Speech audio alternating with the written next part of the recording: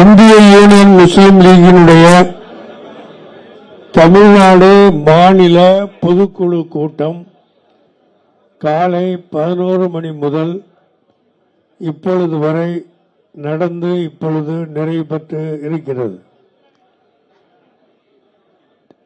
இந்த மாநில பொதுக்குழுவில் 500க்கு மேற்பட்ட உறுப்பினர்கள் இருக்கிறார்கள். அதில் 483 பேர் இதில் பங்கேற்று இந்த கூட்டத்தை சிறப்பித்திருக்கிறார்கள். இது மிக முக்கியமான ஒரு தருணத்தில் கூட்டப்பட்டிருக்கிற பொதுக்குழு ஆகும். இதில் கலந்து கொண்ட அத்தனை பேர் முன்னால் 14 முக்கியமான தீர்மானங்களை எல்லாம் நிறைவேற்றி அதனுடைய நகல்களை உங்கள் கையிலே அருமை ஊட்ட பத்திரிகை துறை சகோதர சகோதரிகளுக்கு நாங்கள் வழங்கியிருக்கிறோம். அதில் மிக முக்கியமான ஒரு தீர்மானம், இந்திய யூனியன் முஸ்லிம் லீகின் சார்பில் இந்த ஆண்டு கேரள மாநிலம், தமிழ்நாடு, மேற்கு வங்காளம் ஆகிய மாநிலங்களிலே நடந்த தேர்தல்களில் இந்திய யூனியன் முஸ்லிம் லீகின் சார்பில் கேரளாவிலே 28 தொகுதிகளில் போட்டியிட்டு 22 தொகுதிகளில் வெற்றி பெற்று கேரளாவிலே காங்கிரஸ் தலைமையிலான கூட்டணியில் அமைச்சரவையிலும் ஈடுபட்டு கேரளாவில் 5 அமைச்சர்களை நாங்கள் பெற்றிருக்கிறோம். கேரளாவில் தொடர்ந்து காங்கிரஸ் கூட்டணியில் இந்திய யூனியன் முஸ்லிம் லீக் தேர்தலிலே இணைந்து வெற்றி பெறக்கூடிய காலங்களிலெல்லாம் 5 முதல் 6 அமைச்சரவைகளை ஈடுபடுவது வழக்கம். அந்த அடிப்படையில் இந்த ஆண்டு இந்த முறை 5 அமைச்சர்களை நாங்கள் பெற்றிருக்கிறோம். மேற்கு வங்காளத்திலே 3 தொகுதிகளிலே நாங்கள் போட்டியிட்டு அதில் எந்த ஒரு தொகுதியிலும் வெற்றி பெற முடியாத நிலை எங்களுக்கு ஏற்பட்டு விட்டது. தமிழகத்தில் திராவிட முன்னேற்ற கழக தலைமையிலான மதச்சார்பற்ற முற்போக்கு கூட்டணியில் அங்கம் வகித்து இந்திய யூனியன் முஸ்லிம் லீகினுடைய ஏணி சின்னத்தில் 2 தொகுதிகள், பாபநாசம், வாணியம்பாடி ஆகிய 2 தொகுதிகளில் திராவிட முன்னேற்ற கழகத்தினுடைய ஆதரவோடும் கூட்டணி கட்சி இயக்கங்களுடைய பெயர் ஆதரவோடும் அந்த 2 தொகுதிகளிலும் நாங்கள் வெற்றி பெற்று நீண்ட காலத்திற்கு பிறகு தமிழகத்தில் 2 இந்திய யூனியன் முஸ்லிம் லீகினுடைய உறுப்பினர்கள் இடம்பெற்றார். தமிழக வரலாற்றிலே ஏறத்தாழ 60 ஆண்டுகளுக்கு மேலாக திராவிட முன்னேற்ற கழக தலைமையிலான கூட்டணியில் இந்திய யூனியன் முஸ்லிம் லீக் தொடர்ந்து பயணித்து வந்திருக்கிறது. முஸ்லிம் லீகின் சார்பில் உள்ளாட்சி தேர்தலில் வெற்றி பெற்றிருந்தாலும், சட்டமன்ற தேர்தலில் வெற்றி பெற்றிருந்தாலும், நாடாளுமன்ற தேர்தலில் வெற்றி பெற்றிருந்தாலும் திராவிட முன்னேற்ற கழக கூட்டணியில்தான் நாங்கள் இதுவரை வெற்றிகளை பெற்றிருக்கிறோம். இது நீண்ட காலத்துடைய வரலாறு. ஆனால் இந்த தேர்தலில் முடிவு நாம் எதிர்பார்த்தது திராவிட மாடல் ஆட்சி மீண்டும் தமிழகத்திலே வந்துவிடும் நிச்சயமாக மு.க. ஸ்டாலின் அவர்கள் மீண்டும் தமிழக முதல்வராக ஆகி விடுவார் என்ற நம்பிக்கையோடுதான் தேர்தலிலே நாம் எல்லாம் ஈடுபட்டோம். ஈடுபட்டது மட்டுமல்ல, அதற்காக உழைத்தோம். உழைத்தது மட்டுமல்ல, அதற்காக பாடுபட்டோம். பாடுபட்டது மட்டுமல்ல, அதனை முழுமையாகவும் நம்பினோம். இது நடக்கும் நடக்கும் என்று கருதித்தான் தேர்தலில் ஒவ்வொரு அடியையும் எடுத்து வைத்து எங்கள் பயணத்தை தொடர்ந்தோம். ஆனால் இறைவனுடைய நாட்டம் வேறாக அமைந்துவிட்டது. விசில் எல்லா இடத்திலும் ஊதப்பட்டு மக்களை ஜோசப் விஜயின் பக்கம் கொண்டு வரக்கூடிய ஒரு நிலையை தமிழக ஜனநாயக முறை மாற்றிவிட்டது. அதன் விளைவாக 108 இடங்களில் அவர்கள் வெற்றி பெற்று ஆட்சி அமைக்க அவர்கள் முயற்சி செய்கிற நேரத்தில்தான் அவர்களுக்கு வேண்டிய ஆதரவு அவர்களிடத்திலே முழுமையாக இல்லாத காரணத்தினாலே மற்ற கூட்டணி கட்சிகள் எல்லாம் சேர்த்து கொண்டு ஆட்சி அமைக்க வேண்டும் என்ற ஒரு நிலை வந்துவிட்டது. அந்த நேரத்தில் இந்திய யூனியன் முஸ்லீம் லீகை சேர்ந்த நாங்கள் திராவிட முன்னேற்ற கழக தலைவர் ஸ்டாலின் அவர்களோடு தொடர்பு கொண்டு சமுதாயம் முழுவதும் இந்த ஆட்சிக்கு ஆதரவு கொடுக்க வேண்டும் என்று எங்களை வற்புறுத்துகிறார்கள். இரவு பகலாக எல்லா சமுதாய மக்களும் ஒரே மாதிரி எங்களிடத்திலே வற்புறுத்துகிறார்களே என்றெல்லாம் கலந்து பேச வேண்டும் என்று அவர்களிடத்திலே சென்றோம். பல்வேறு கருத்துக்களை அவர்களோடு நாங்கள் பரிமாறினோம். இறுதியாக தமிழக வெற்றி கழக ஆட்சி அமைவதற்கு இந்திய யூனியன் முஸ்லீம் லீகிலே உள்ள நாங்கள் எங்களது 2 சட்டமன்ற உறுப்பினர்களுடைய ஆதரவையும் கொடுக்க வேண்டும் என்ற முடிவு எடுக்கப்பட்டது. அதன் அடிப்படையில் எந்த நிபந்தனையும் இல்லாமல் ஆட்சி அமைய வேண்டும் என்பதற்காக எங்கள் ஆதரவை கொடுத்தோம். எந்த நிபந்தனையும் நாங்கள் வைக்கவில்லை, கேட்கவும் இல்லை. ஏன் ஆதரவு கொடுத்தோம் என்பதை பற்றி தளபதி மு.க. ஸ்டாலினிடத்திலும் நாங்கள் விவாதித்திருக்கிறோம். நாங்கள் கொடுக்க வேண்டிய அவசியம் எப்படி வந்தது என்பதை அவர்களிடத்திலே பேசியிருக்கிறோம். நாங்கள் ஆதரவு கொடுக்கவில்லை என்று சொன்னால் தமிழ்நாட்டிலே கவர்னர் ஆட்சி, ஜனாதிபதி ஆட்சி வந்துவிடும் என்ற ஒரு அச்சம் பரவி கொண்டிருக்கிறது. ஜனாதிபதி ஆட்சி என்று சொன்னால், கவர்னர் ஆட்சி என்று சொன்னால் அது மறைமுகமான மத்திய அரசினுடைய பிஜேபி ஆட்சிதான் தமிழகத்திலே திணிக்கப்படுகிறது என்று நிலைமை வந்துவிடும்.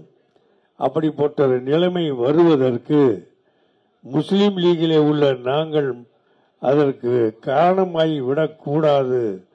ஏனென்று சொன்னால், இந்தியாவில் இருந்து பாகிஸ்தானை பிரித்த பிறகு இந்திய முஸ்லிம்கள் என்னென்ன சோதனைகளுக்கும் வேதனைகளுக்கும் ஆளானார்கள் என்பது வரலாறு எங்களுக்கு தெரியும்.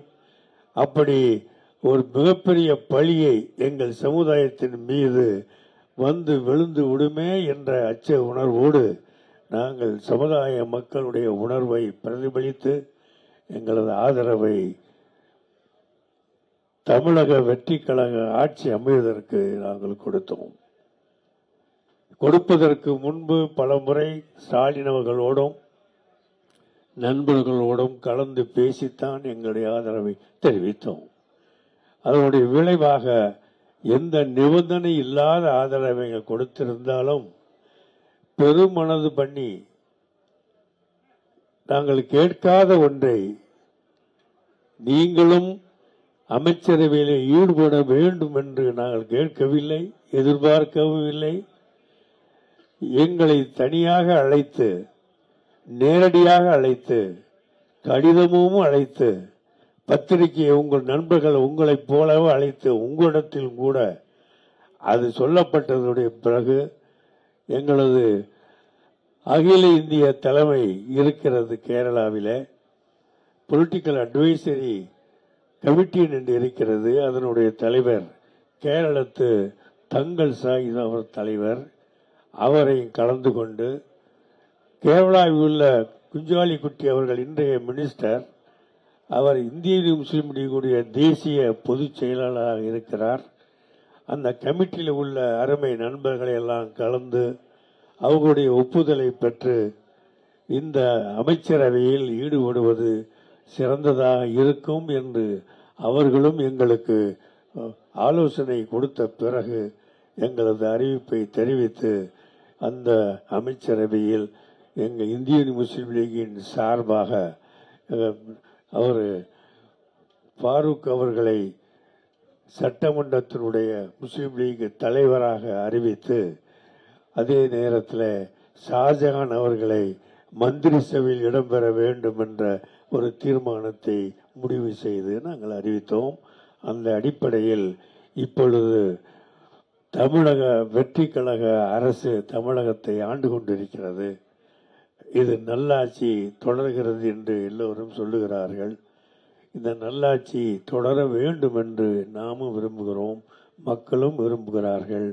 இந்த நல்லாட்சி எல்லா வகையிலும் தொடர்ந்து நாளெல்லாம் நல்லதாக நடக்க வேண்டும் என்ற அந்த எண்ணத்தோடும் அந்த விருப்பத்தோடும் அந்த எதிர்பார்ப்போடும் எங்களுடைய பயணத்தை தொடர வேண்டும் என்ற அடிப்படையில் தான் இந்த கூட்டத்தில் தமிழக வெற்றி கழகத்தினுடைய தலைவர் ஜோசப் விஜய் அவர்கள் தலைமையிலான தமிழ்நாடு அமைச்சரவையில் இந்திய யூனியன் முஸ்லீம் லீகை இணைந்ததற்கு வாழ்த்து சொல்லி, இப்படிப்பட்ட ஒரு நிலைமையை உருவாக்கி கொடுத்த விஜய் அவர்களுக்கும் அந்த கட்சிக்கும் எங்களது வாழ்த்தை சொல்லி வரவேற்பை சொல்லி, இந்த கூட்டணியில் உள்ள இந்த ஆட்சி, இந்த நல்ல ஆட்சி இன்று இருப்பது போல் என்றும் தொடர வேண்டும் என்ற உணர்வோடு எங்களது பயணம் தொடரும். அப்படி தொடர்வதற்கான ஒரு தீர்மானத்தை இந்த கூட்டத்திலே நாங்கள் நிறைவேற்றி இருக்கிறோம்.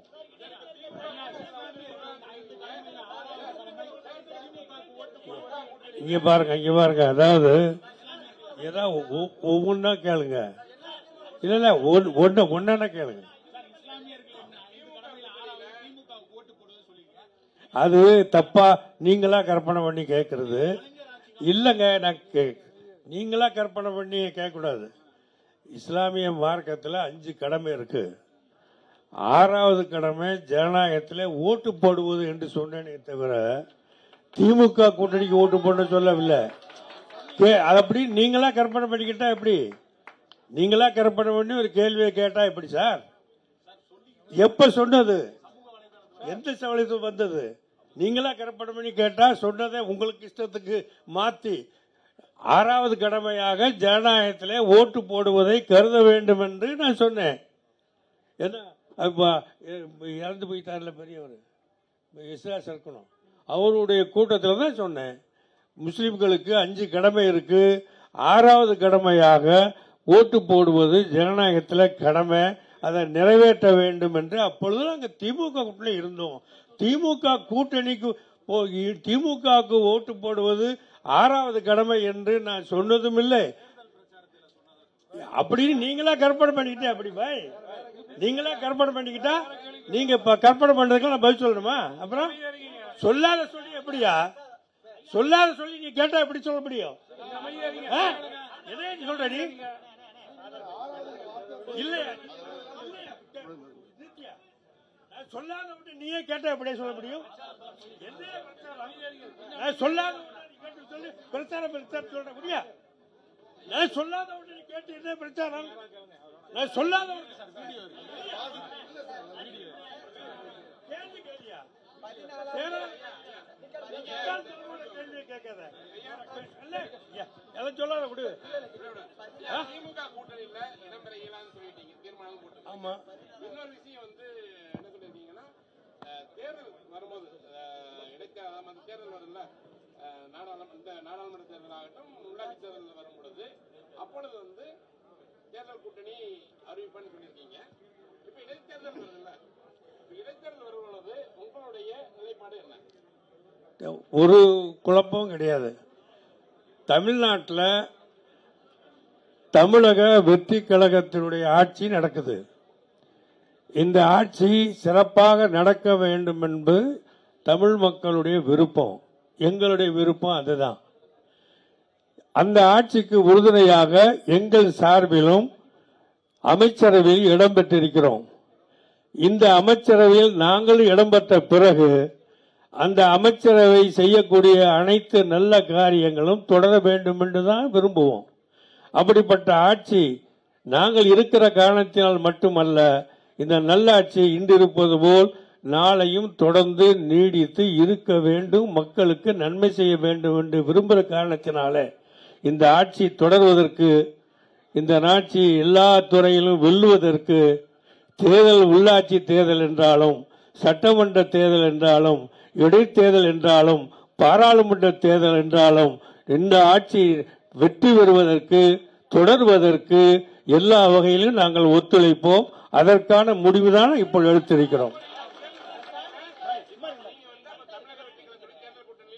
அதாவது தேர்தல் கூட்டணி, அதாவது மதச்சார்பற்ற முற்போக்கு கூட்டணி என்று திராவிட முன்னேற்ற கழக தலைமையிலான அந்த கூட்டணிக்கு பெயர் சூட்டப்பட்டிருந்தது.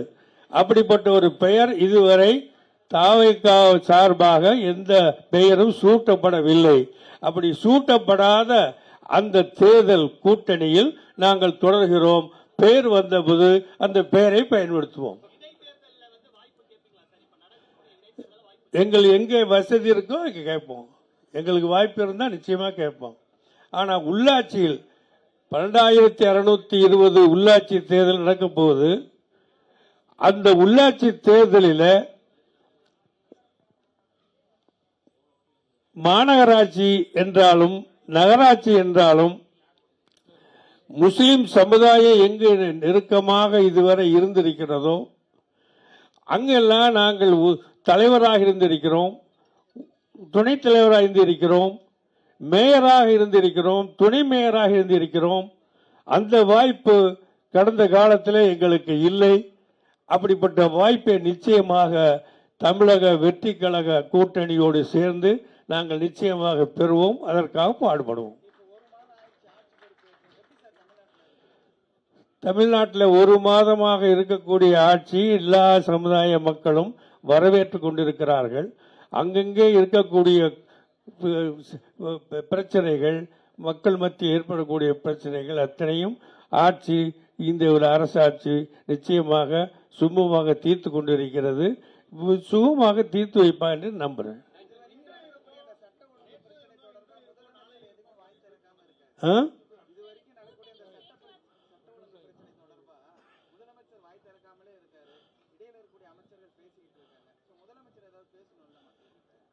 முதலமைச்சர் இப்ப சட்டமன்றத்தில் பேசித்தானே இருக்காரு. இல்ல, சட்டம் ஒழுங்கு பிரச்சனைன்னு சட்டமன்றத்தில் பிரச்சனை வந்தா பேசுவாரு. சட்டமன்றத்தில் சட்ட ஒழுங்கு பிரச்சனை பத்தி தீர்மானம் வந்தா பேசுவாரு. ஆமா.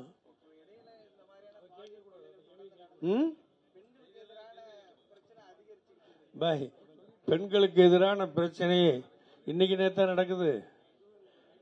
இது இல்லாம போறதுக்கு தானே எல்லா முயற்சியும் பண்றாங்க. அதான் சிங்க பெண்மணி படையே ஒன்று உருவாக்கி இருக்காங்களே. நிச்சயமாக சிங்க பெண்மணி படையை அது சரிவா பண்ணிட்டாங்கன்னா நிச்சயமாக எந்த பொம்பளையும் பாதிக்கப்பட மாட்டாங்க. எந்த ஆணும் பெண்களுக்கு எதிராக ஒரு காரியத்தை செய்ய முடியாது. சிங்கப்பெண்ணுடைய அந்த பெண்களுடைய படை சீக்கிரமா போய் எல்லாத்தையும் தடுப்புன்னு நான் நம்புறேன்.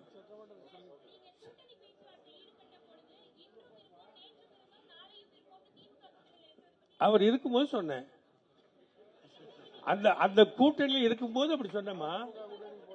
இல்லம்மா, அந்த கூட்டணியில் இருக்கும்போது அப்படி சொன்னேன். இப்பதான் இல்லையே. அந்த கூட்டம் இருக்கும்போது தான் நான் சொன்னேன். அப்போதான் சொல்றேன். இப்போ தமிழக வெற்றி கழக கூட்டணியில் இன்று இருக்கிறோம், நாளை இருப்போம், தொடர்ந்து இருப்போம்னு சொல்றேன். ஏன்னா அந்த கூட்டணி இருக்கிறதுனால. பாய்,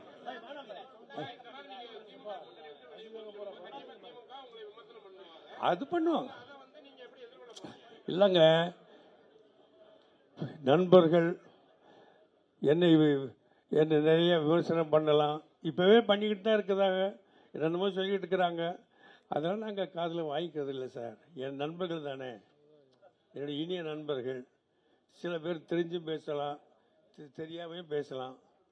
ஆனால் அவர்கள் எது செஞ்சாலும் எங்களுக்கு அது பதில் சொல்ல மாட்டோம்.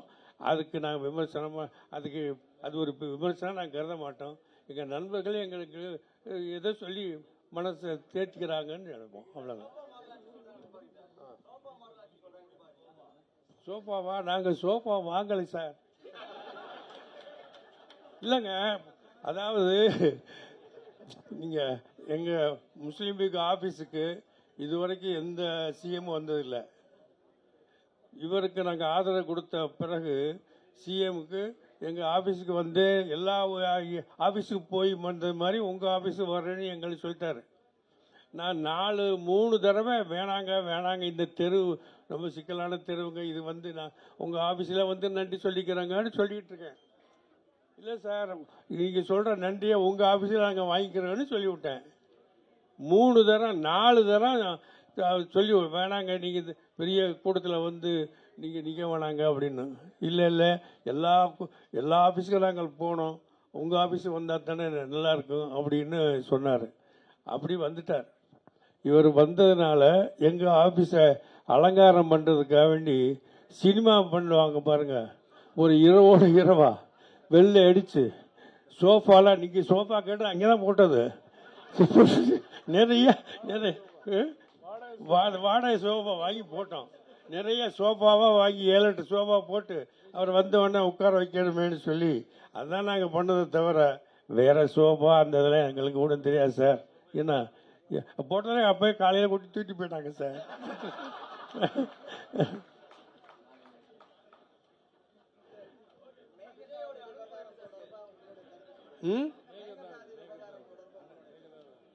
சார், மேகதாது அப்படின்னா உங்களுக்கு தான் தெரியுமே, அங்கே போய் பார்த்தா தெரியும். காவேரி ஆறு அந்த மலையிலிருந்து வந்து ஒரு சின்ன ஓடை மாதிரி வரும். அந்த ஓடையிலிருந்து வந்து தான் பிரிஞ்சு காவேரி ஆறு வருது. இந்த ஓடை மாதிரி வாரி மாறி வரக்கூடியதை ஒரு ஆடு இங்கேருந்து அங்கே தாண்டும். அதுக்கு பேர் ஆடு தாண்டு பாடம்னு பேர். ஒரு ஆடு இங்கிருந்து அங்கே தாண்டுற அளவுக்கு தான் அந்த ஓடை இருக்கு. அங்கே பார்த்தா தெரியும், வேகமாக தண்ணி பாயும், ஓடும். அந்த இங்கே இருக்கிற ஆடு அங்கே பாயும். அந்த ஆடு தான் அங்கே தாண்டுற அளவுக்கு தான் அந்த ஓடை இருக்கு, வாரி இருக்கு. அதுதான் ஆடு தாண்டு பாலத்தை தான் மேகதாதுன்னு சொல்லிக்கிட்டு இருக்கிறாங்க. இப்போ அதில் வந்து டேம் கட்டுறதாக அங்கே உள்ள முதலமைச்சர் பேசிக்கிட்டு இருக்கிறாரு. அந்த டேம் அங்கே கட்டப்பட்டா காவேரி, இப்போ வரக்கூடிய காவேரி தண்ணீரை டேம் கட்டி இங்கே வரவிடாம அங்கேயே திருப்பி விடக்கூடிய முயற்சி நிச்சயமாக பண்ணுவாங்க. அதில் எந்த சந்தேகம் கிடையாது. டேம் கட்டுறது நோக்கம்னா தண்ணியை பாதுகாக்க, தண்ணியை பிரித்து கொடுக்க தானே. அப்போ வரக்கூடிய மேகதாதுக்கு அணை கட்டிட்டாங்கன்னா அந்த இடத்திலிருந்து, அந்த அணையிலிருந்து நீர் வந்து காவேரிக்கு வராது. காவேரியில் இதுவரைக்கும் வந்தக்கூடிய இப்போ அதிகமான எக்ஸ்ட்ரா தண்ணி தான் வருதுன்னு கூட இப்போ சொல்கிறோம், அது கூட வராது. வராமல் கூட பண்ண முடியும். ஏன்னா அணை கட்டிட்டாங்க.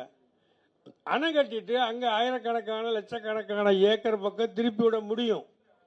அதனால தான் நம்ம அரசாங்கம், நம்ம தமிழ்நாட்டில் உள்ள அனைவரும் மத்திய அரசுக்கு எல்லாரும் சேர்ந்து தீர்மானம் போட்டிருக்காங்க.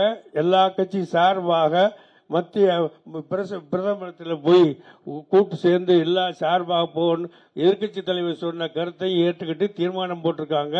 அந்த தீர்மானத்தின் அடிப்படையில் தமிழ்நாட்டில் உள்ள அனைத்து கட்சி சார்பாகவும் பிரதமரை சந்திச்சு இது ஆடுதாண்டு பாலங்கிற அமைப்பு வச்சு அந்த பாலத்தை கட்டுனா காவேரி ஒரு சொட்டு கூட தண்ணி வராமல் பண்ண முடியும் என்கிற அந்த பெரிய அச்சமும் பயமும் இருக்கிற காரணத்தினால இந்த தீர்மானம் அழகான தீர்மானம் போட்டிருக்காங்க. அந்த தீர்மானத்தை நடைமுறைப்படுத்துவதற்கு பிரைம் மினிஸ்டரில் நாங்களும் வற்புறுத்துவோம். பிரைம் மினிஸ்டரில் நாங்கள் முஸ்லீம் லீக் சார்பாகவும் நாங்கள் சொல்லுவோம். பாராளுமன்ற உறுப்பினர் இங்கே இருக்கிற அவரும் சேர்ந்து